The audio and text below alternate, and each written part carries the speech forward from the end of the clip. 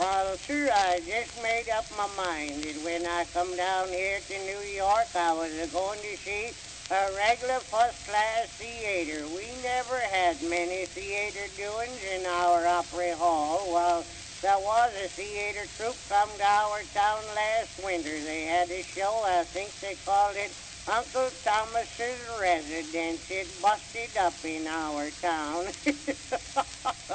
I got one of the dogs and I swapped him to a feller for a shotgun that he come over a couple of days afterwards and borrowed the gun and shot the dog.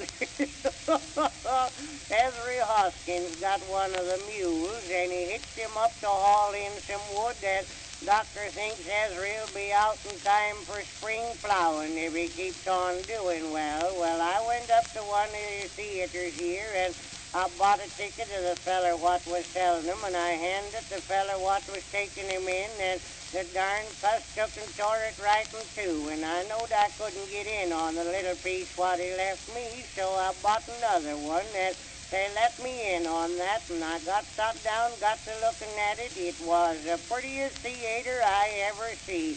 It was a picture of some foreign land hanging up there, had a lot of lights shining on it, and I was enjoying it first rate till a lot of fellas come out with fiddles and horns and commenced a fiddling and tooting, and they rolled the theater up, and there was a family living back in somewhere, and they got to quarreling among themselves about something or other. I note their family troubles didn't concern me, and but gosh, I went hum.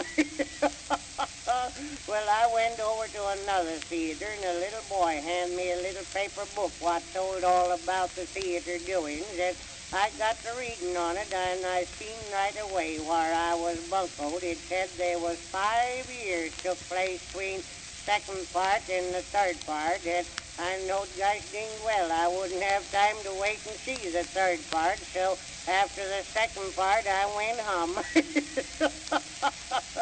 I'll get down here sometime and I'll see the rest of it, maybe.